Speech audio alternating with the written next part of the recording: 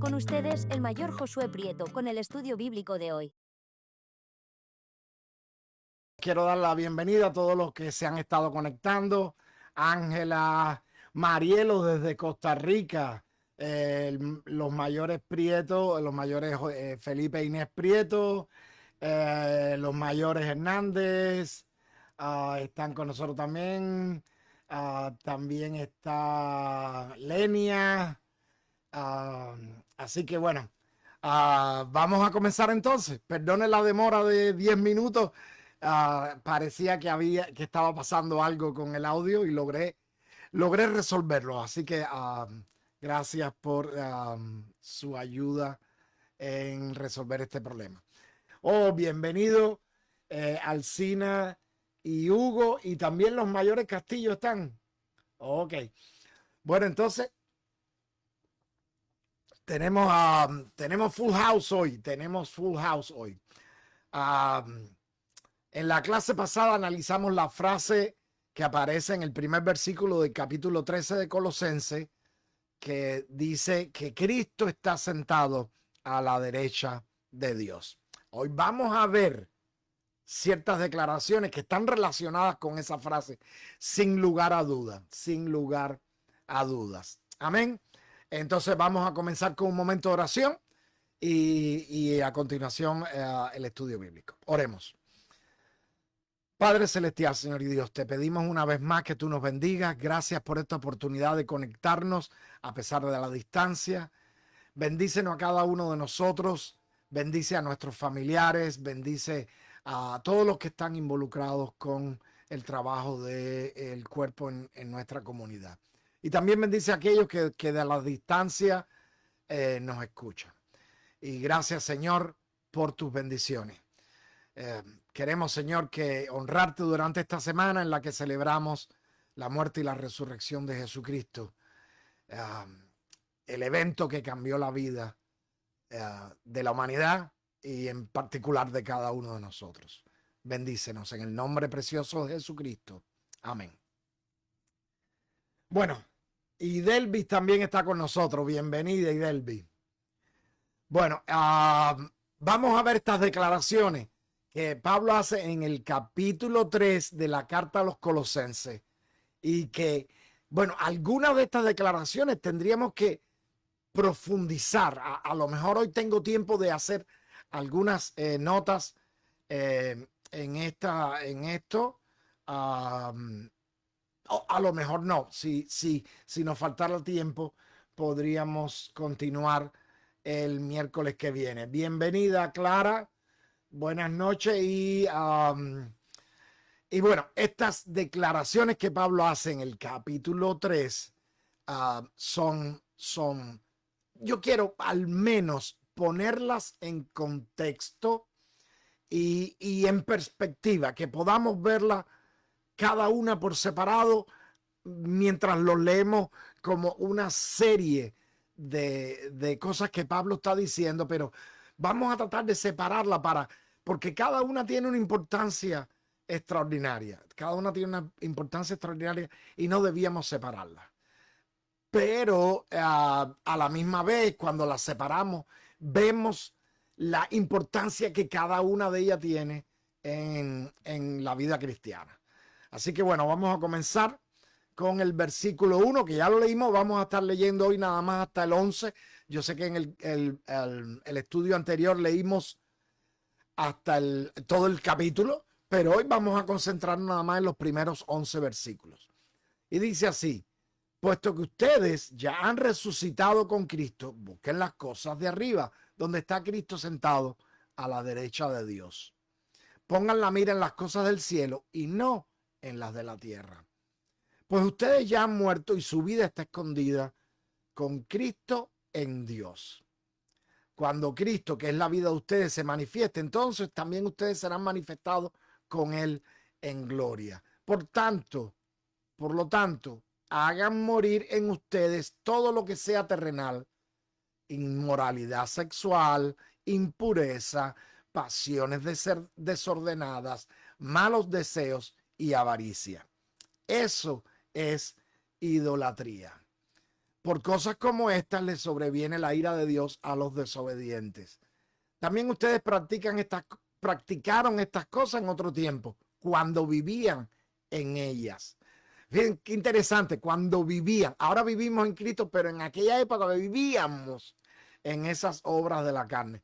Pero ahora deben abandonar también la ira, el enojo, la malicia, la blasfemia y las conversaciones obscenas. No se mientan los unos a los otros, pues ya ustedes se han despojado de la vieja naturaleza y de sus hechos y se han revestido de la nueva naturaleza, la naturaleza del nuevo hombre que se va renovando a imagen del que lo creó hasta el pleno conocimiento, donde ya no importa ser griego o judío, estar circuncidado o no estarlo, ser extranjero o inculto, siervo o libre, sino que Cristo es en todo y está en todo. Bueno, esos son los versículos que vamos a concentrarnos hoy. Así que vamos a ver primero. Vamos a ver estas declaraciones. La primera, bueno, ya la vimos en la clase anterior. Cristo está sentado a la derecha de Dios. Y ya vimos todas las implicaciones que esto trae. Es decir, desde el punto de vista doctrinal, teológico, ¿qué significa esto para nosotros? Lo vimos no solo desde el punto de vista del testimonio de Cristo, pero también desde el punto de vista del testimonio de los apóstoles. En primer lugar, del discípulo que fue el primer mártir de la iglesia. ¿Ok? Pero no nos vamos a quedar ahí. Vamos a ver lo que dice en el versículo 3. Dice el versículo 3 que nosotros estamos en Cristo. ¿Está bien? Nosotros estamos en Cristo. O mejor dicho, estamos con Cristo en Dios. Es decir, estamos con el Mesías, porque Cristo quiere decir Mesías, el ungido, el enviado de Dios. Estamos con él en Dios. Esa es la forma en que Pablo está explicando cómo es nuestra relación con Dios, con nuestra relación con Dios. Pero no se queda ahí, hace otra declaración.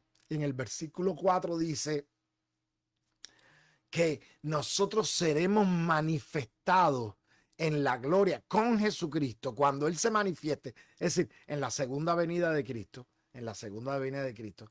Pero para decir esto, Él hace una clasificación de Cristo. Él dice, Cristo es la vida de ustedes. Cristo es la vida de ustedes. Es decir, nosotros estamos con Cristo en Dios y Cristo es la vida de nosotros. Entonces, y por eso le he llamado a este estudio bíblico entonces, ¿qué tenemos que hacer nosotros? Bueno, el versículo 2 lo dice claramente. El versículo 2 dice, pongamos la mira en las cosas del cielo. Y desde luego Pablo no solo dice esto, sino que usa también el negativo de la expresión. Porque a veces mirar una cosa no significa no mirar a la otra. Pero por eso Pablo tiene que hacer la aclaración. Es decir, mira las cosas del cielo y no las de la tierra. Es decir, es exclusiva. Este requerimiento es exclusivo. No podemos mirar a los dos lados. O miramos las cosas del cielo o miramos las cosas de la tierra. ¿Ok? Pero Pablo continúa. Dice el versículo 5. Hagamos morir en nosotros. Yo quiero que ustedes entiendan que no tienen nada que ver. Disculpen. No tiene nada que ver con hacer o enforzar la voluntad de Dios en la gente que está a nuestro alrededor. Tiene que ver con nosotros mismos. Hagamos morir en nosotros todo lo que sea terrenal. Todo lo que sea terrenal. Hagamos morir en nosotros todo lo que sea terrenal. Es decir, algunos van a decir, no se puede escuchar música que no sea cristiana. Oh, bienvenida Isabel, qué bueno que estás con nosotros. No se puede escuchar música que no sea cristiana. O algunos te van a decir, no se puede ir a la playa. O algunos te van a decir, no se puede ir al cine.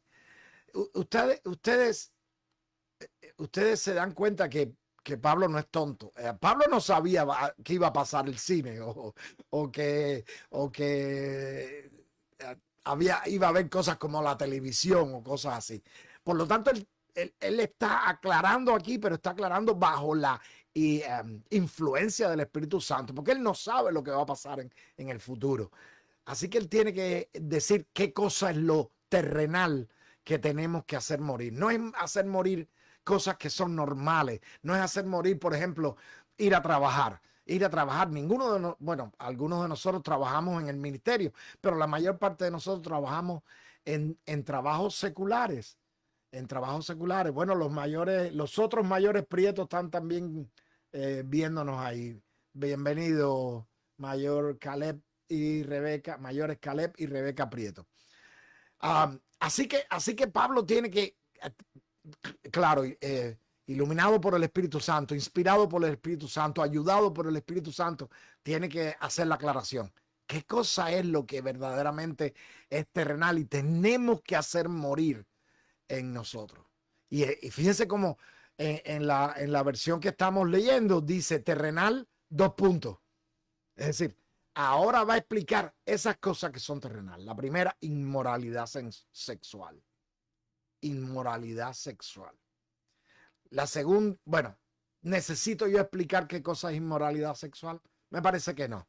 Me parece que no. Pero cualquier actividad sexual que está fuera del contexto bendecido del matrimonio es inmoral.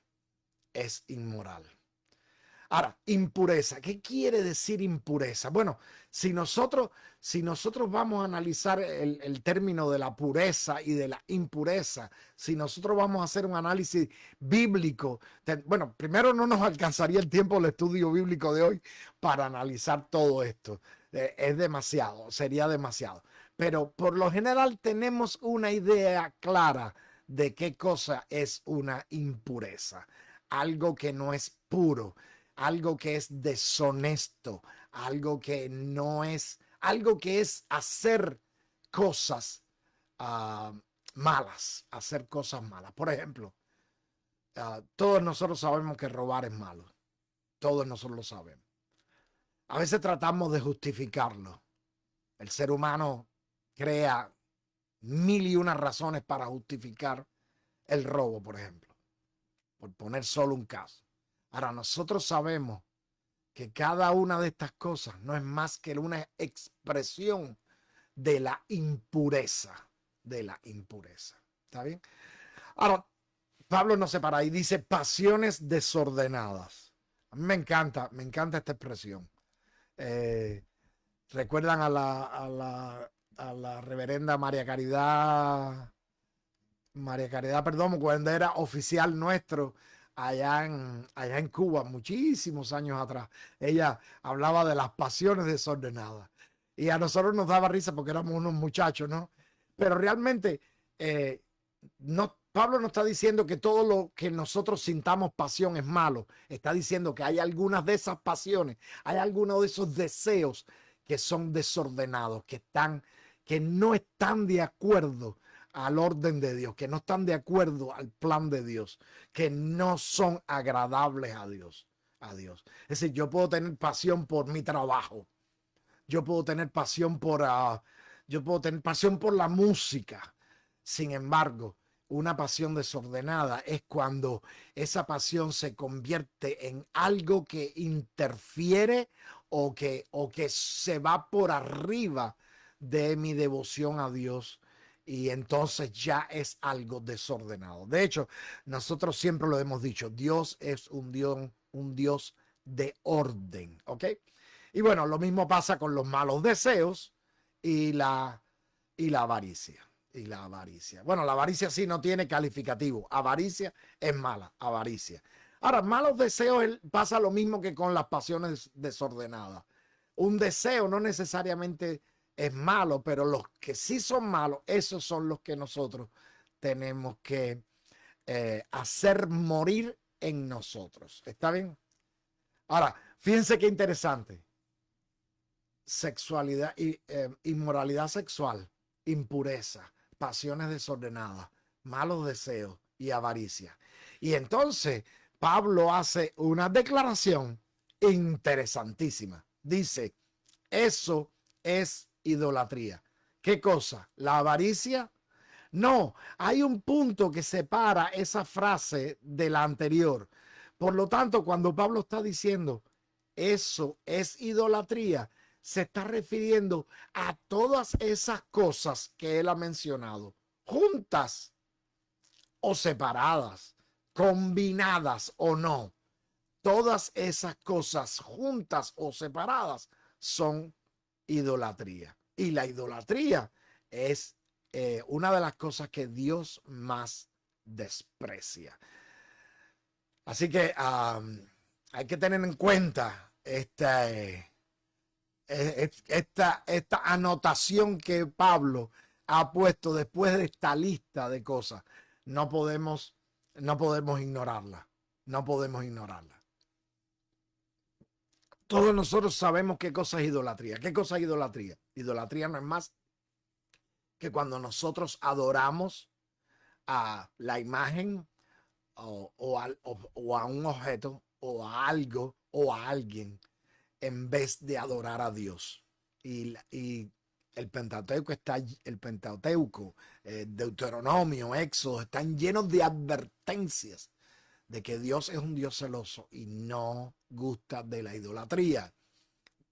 Verdaderamente la desprecia.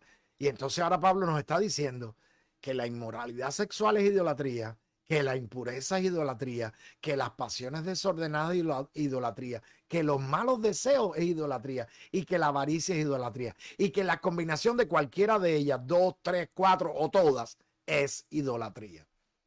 Es decir, estas cosas son las que hacen que nosotros pongamos a algo o a alguien por encima de Dios en nuestras relaciones. Por lo tanto, estas cosas hay que hacerlas morir. Hacerlas morir. ¿Ah? Fíjense que interesante, porque Pablo no dice debemos abandonarla, aunque ahora lo va a decir en el versículo 8. En el versículo 8 va a mencionar otras cosas que debemos abandonar, pero a estas dice hay que hacerlas morir, hay que matarlas. Es drástica la medida que está poniendo Pablo a esta declaración. Así que bueno, terminamos con las cosas que hay que hacer morir, pero vamos al versículo 8. Vamos al versículo 8. Y el versículo 8. Vamos a ver primero el 6. Dice que la ira de Dios sobreviene a los desobedientes, a los que desobedecen a Dios por este tipo de cosas. ¿Está bien? No lo dice de las otras que debemos abandonar, pero lo dice por estas. Así que es muy importante tenerlo en cuenta.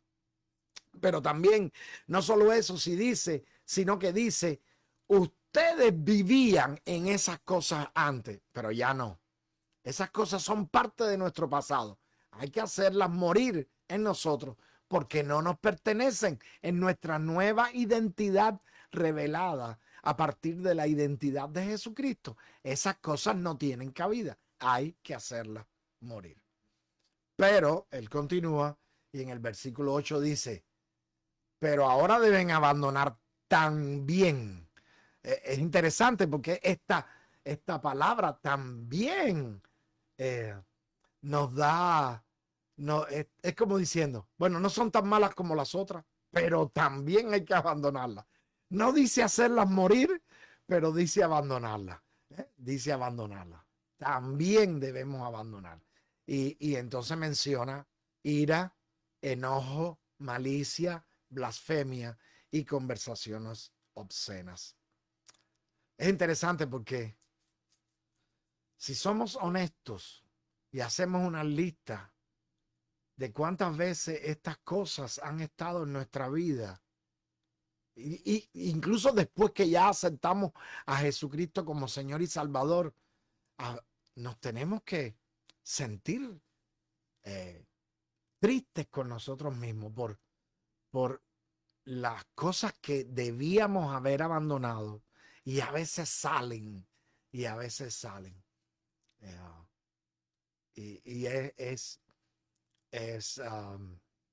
déjenme decirle que a veces no nos damos cuenta cómo estas cosas afectan nuestra relación con otros, nuestra relación con hermanos de la fe también, con hermanos de la fe. No nos damos cuenta. Ahora, finalmente, no se mientan los unos a los otros. No se mientan los unos a los otros. Cada vez que la frase los unos a los otros se usa en las escrituras, especialmente en las cartas de Pablo. Bendición, Raico, bendición, bienvenido. La mayora también. Yo creo que ya estaba ya conectada, pero bueno. Dice, ahora fue que entró el mensaje. Cada vez que Pablo usa esto, los unos a los otros, ya sea en el contexto de recomendaciones o en el contexto teológico, está refiriéndose a los hermanos en Cristo, hermanos y hermanas en Cristo. Dice, ámense los unos a los otros. Se está refiriendo a que nos amemos los unos a los otros. ¿Está bien? Si leemos Romanos, los últimos 4 o 5 capítulos están llenos de frases así, los unos a los otros. Sean devotos en amor los unos a los otros, dejen de pasar juicio los unos a los otros. Pueden leer Romanos 12, 13, 14 y 15 para que ustedes vean cuántas veces se usa esa frase. Pero eso no quiere decir que esto que Pablo está diciendo no es lo mismo con la conversación con gente que no son cristianos. ¿Está bien? Es decir, el sentido aquí es no nos mintamos los unos a los otros, pero no hay ningún indicio de que Pablo o ningún otro escritor de las cartas de los evangelios, de las cartas o de los evangelios, apruebe o promueva o diga, no, it's not a big deal, no es un gran problema que usemos la mentira contra otras personas. Eso sería ridículo. De la misma forma que cuando Pablo dice, sean devotos unos a los otros en amor, no quiere decir que no amemos a los demás. Al contrario, los evangelios están llenos de recomendaciones, de mandamientos. Así lo usa Jesucristo, un mandamiento. Juan lo dice así, un mandamiento nuevo.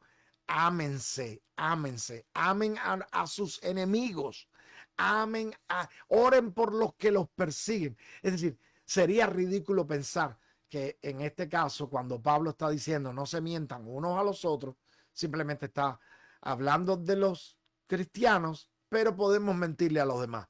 Es ridículo pensar eso. ¿Está bien? Ahora, Pablo va a explicar por qué. Aparentemente, dice, pues ya ustedes se han despojado de la vieja naturaleza y de sus hechos. Aparentemente, Pablo está hablando nada más de no se mientan los unos a los otros. Pero yo creo que esta explicación que Pablo está dando no es solamente de eso, sino de todo lo que ha estado hablando en el capítulo. Es decir, ¿por qué debíamos poner nuestra mirada en las cosas de arriba? ¿Por qué debíamos hacer morir en nosotros lo terrenal? ¿Por qué debíamos abandonar las cosas que hacíamos antes de que nuestra nueva identidad fuera revelada? Y la razón no es solamente una, sino varias. Y la primera razón la dice Pablo aquí mismo en el versículo 9. Ya nos hemos despojado de la vieja naturaleza. Y fíjense qué interesante. Y de sus hechos. De la vieja naturaleza y de sus hechos. Una naturaleza que se expresa por acciones específicas, acciones negativas, acciones pecaminosas. ¿Está bien? Y Pablo dice, ya ustedes no tienen esa naturaleza. Eso no quiere decir que estemos completamente libres de pecado. Lo que dice es que la naturaleza pecaminosa ya nos hemos despojado. ¿Cuándo? en el momento en que aceptamos a Jesucristo como Señor y Salvador. Y si no me creen, simplemente miren la gramática que Pablo está usando. Lo primero que dice es ya, es decir, pasó ya. Y lo otro que dice es que no dice ya fueron despojados o ya terminó o ya empezó. No, dice ya se han despojado de la vieja naturaleza. Es decir, ese proceso ya pasó. Nosotros sabemos cuándo pasó. Pasó en el momento que aceptamos a Jesucristo como Salvador y como Señor. La, el tiempo entre aceptar a Jesucristo como Salvador y como Señor, en alguna gente son segundos, en otros son días, en otros son meses. Porque aceptar a Jesucristo como Señor quiere decir admitir que tenemos que obedecerle. Al Señor se le obedece. ¿Está bien? Al Salvador se le agradece, al Señor se le obedece. ¿Ok? ¿Ok? Pero no estamos desnudos, dice Pablo. No estamos desnudos. En el versículo 10 dice, y se han revestido de la nueva naturaleza. La naturaleza del nuevo hombre es una naturaleza que está, bueno, el ejemplo que Jesús dio a Nicodemo en el capítulo 3 de Juan es bastante claro, ¿no? Es bastante claro. Nacer de nuevo. Así que esa naturaleza nueva se ha estado renovando de la misma forma en que un niño crece. Eso no quiere decir que nosotros, que el crecimiento espiritual tiene que ver con la santidad. No tiene absolutamente nada que ver con esto. Estoy hablando del crecimiento espiritual, es una renovación que va haciendo el Espíritu Santo en la forma que Él quiere. En la forma que Él quiere. Soberanamente Dios lo hace. En algunos lo hace de una forma, en otros de otra, más rápido, más lento, dependiendo de cómo el Espíritu Santo lo considere. Estamos siendo renovados. Y la renovación esta tiene un propósito, llegar a ser o llegar a conocer a Jesús, llegar a conocer a Dios. ¿Está bien? Está bien. Entonces, el último versículo es interesante. Es decir, estas son las razones por las que debemos mirar las cosas de arriba y no las de la tierra, por las que debemos hacer morir en nosotros las cosas terrenales y por las que debemos abandonar esas otras cosas. Y cuando dice las razones, la primera es nos hemos despojado a la vieja naturaleza. La segunda es nos hemos revestido. La tercera es estamos siendo renovados por el Espíritu Santo. Y la cuarta es ya no hay división. No hay división unos con los otros, como por ejemplo nacionalidad o cultura o práctica religiosa o posición social o de ninguna otra cosa que podamos hacer una barrera. Eso ya no existe en nuestra nueva identidad, en la nueva identidad que tenemos en Cristo, porque nuestra nueva identidad está basada en Cristo. Así que independientemente de que sigamos siendo parte de diferentes grupos sociales, una vez que tenemos nuestra nueva identidad, esas otras cosas no son motivos para estar separados. No son motivos, porque en Cristo estamos unidos. Amén. Ahora, quiero hacer una aclaración que me parece oportuna. No voy a mencionar nombres y espero que ninguno de ustedes lo haga. No, ninguno de ustedes me ponga ahí un comentario. Yo sé quién fue. Alguien relacionado con nuestra congregación colocó un comentario en Facebook acerca de las deportaciones masivas, acerca de que las deportaciones masivas es por culpa de los cubanos. Supongo que se refiriera a los ciudadanos estadounidenses de origen cubano. ¿Está bien? Es decir, que los cubanos votamos por Trump. No sé dónde salió la información de que todos los cubanos de origen, todos los norteamericanos de origen cubano votaron por Trump. No lo sé, a lo mejor es verdad, a lo mejor no, no lo sé. Yo no voy a criticar el comentario, es el derecho a opinar, la libertad a opinar que existe en este país. No voy a hacer un análisis de que si el comentario es válido o es inválido o tiene base o no tiene base. No, lo único que le voy a decir, lo único que voy a decir es que ese comentario creó divisiones entre esa persona la que colocó el comentario y los hermanos e hermanas de la iglesia que son cubanos por nacimiento o por ascendencia. Y eso no debía haber pasado. Fíjense, esta aclaración no es para defender a los que somos cubanos y no es para criticar a ningún otro grupo nacional o cultural, ¿ok? Pero como pastor tengo que hacer la advertencia. Cuidado cómo comentamos en las redes sociales, porque si lo hacemos dejando que las cosas terrenales tomen el control de lo que decimos, los no creyentes no van a poder ver a Cristo en nosotros. Y yo sé que hay algunos entre nosotros que votaron por Trump, tiene sus razones, y hay algunos entre nosotros que votaron por Harry y también tiene sus razones, y hay otros que no votaron y también tiene sus razones. Como pastor, yo no he sido puesto aquí por Dios para juzgar opiniones políticas, pero como pastor tengo que encomendarles que independientemente de sus opiniones políticas, pongan la mira en las cosas de arriba, porque ya no somos lo que éramos, porque ahora estamos revestidos de una nueva naturaleza, de una nueva identidad, y porque nuestra nueva identidad no está basada en una posición política o en una nacionalidad o en una cosa cultural, sino que está basada en la identidad de Cristo. Y la identidad de Cristo es amor. Dios envió a su Hijo porque nos amó. Y nosotros debíamos hacer lo mismo.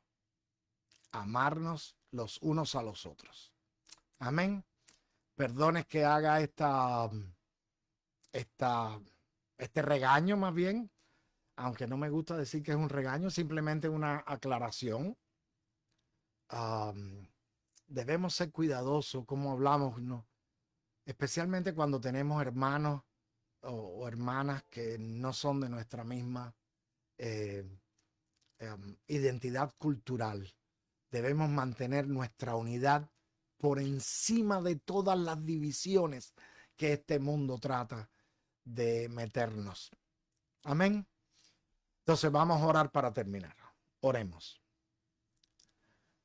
Padre Celestial, Señor y Dios, te estamos pidiendo en este momento que tú nos bendigas, que tú en tu infinita misericordia perdones esos momentos en los cuales esas cosas viejas de la naturaleza vieja salen a flote.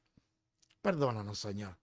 Ninguno de nosotros es perfecto, tú lo sabes.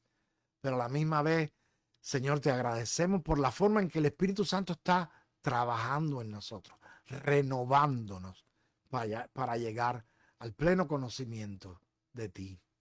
Ayúdanos, Señor. Ayúdanos, Señor, porque de otra forma la gente no se va a enterar que estamos en Cristo y que Cristo está en nosotros. Bendice a cada uno de nosotros. Bendice todas las actividades que tenemos planeadas en los próximos días y sé con nosotros. Te necesitamos, Señor. En el nombre precioso de Jesucristo. Amén. Gracias y que Dios les bendiga.